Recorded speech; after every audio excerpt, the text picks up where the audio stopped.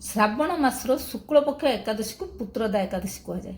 ପୁତ୍ରଦା ଏକାଦଶୀ ଆମର କେଉଁ ଦିନ ପଡ଼ୁଛି? ଆମର ପଡ଼ୁଛି 5 ଅଗଷ୍ଟ 2025 ମଙ୍ଗଳବାର ଦିନ ପୁତ୍ରଦା ଏକାଦଶୀ ଆପଣ ପାଳନ କରିବେ। ତା ପୂର୍ବ ଦିନରୁ ଦଶମୀ ତିଥିରୁ ଆପଣଙ୍କୁ ନୀତି ନିୟମ ମାନିବାକୁ ପଡ଼ିବ। ଆଉ ଏକାଦଶୀ ଦିନ ଆପଣ ବ୍ରହ୍ମ ମୁହୂର୍ତ୍ତରୁ ଉଠିକି ସ୍ନାନ ସାରିକି ସୂର୍ଯ୍ୟଙ୍କୁ ଜଳ ଅର୍ଘ୍ୟ ଦେବେ। ତା ସାଙ୍ଗରେ ଭଗବାନ ଶ୍ରୀ ବିଷ୍ଣୁଙ୍କ ପୂଜା କରିକି ଯେତେ ତାଙ୍କ ମନ୍ତ୍ର ଜପ କରିବେ, ତାଙ୍କ ମନ୍ତ୍ର କେଉଁଟା? ଓଂ ନମୋ ଭଗବତେ ବାସୁଦେବାୟ ମନ୍ତ୍ର ଯେତେ ଜପ କରିପାରିବେ, ଗୀତା ପାଠ କରିପାରିବେ, ତା ସାଙ୍ଗରେ ଗଜେନ୍ଦ୍ର ମୋକ୍ଷ ସ୍ତୋତ୍ର ପଢ଼ିପାରିବେ, ବିଷ୍ଣୁ ସହସ୍ରନାମ, ଗୋପାଳ ସହସ୍ରନାମ ପଢ଼ିପାରିବେ। ଏଇ ଯେଉଁ ପୁତ୍ରଦା ଏକାଦଶୀ, ଯେଉଁମାନଙ୍କର ସନ୍ତାନ ନାହିଁ ସେମାନେ ଭଗବାନ ସ୍ୱାମୀ ସ୍ତ୍ରୀ ମିଶିକି ଏଇ ବ୍ରତ କରିପାରନ୍ତି। ସେମାନେ ପୁତ୍ର ସନ୍ତାନ କିମ୍ବା ଯେକୌଣସି କନ୍ୟା ସନ୍ତାନ ବି ପ୍ରାପ୍ତି ପାଇଁ। ତ ଆଉ ଯେଉଁମାନଙ୍କର ସନ୍ତାନ ଅଛି, ସନ୍ତାନର ସର୍ବାଙ୍ଗୀନ ଉନ୍ନତି ପାଇଁ ବି ଏହି ବ୍ରତ ଧାରଣ କରାଯାଏ।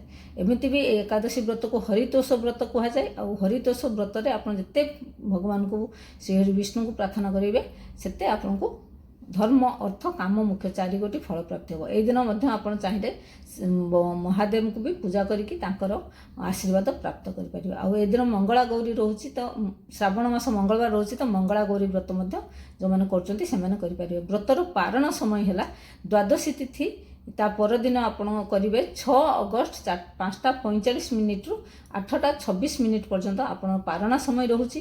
ପାରଣା ସମୟ ଏକାଦଶୀ ବ୍ରତରେ ପାରଣା ସମୟ ଠିକ୍ ଟାଇମ୍ରେ କରାଯାଏ। ଯଦି ଠିକ୍ ଟାଇମ୍ରେ ନ କରୁଛନ୍ତି ତାହେଲେ ବ୍ରତର ଫଳ ମିଳେ ନାହିଁ ବୋଲି କୁହାଯାଏ।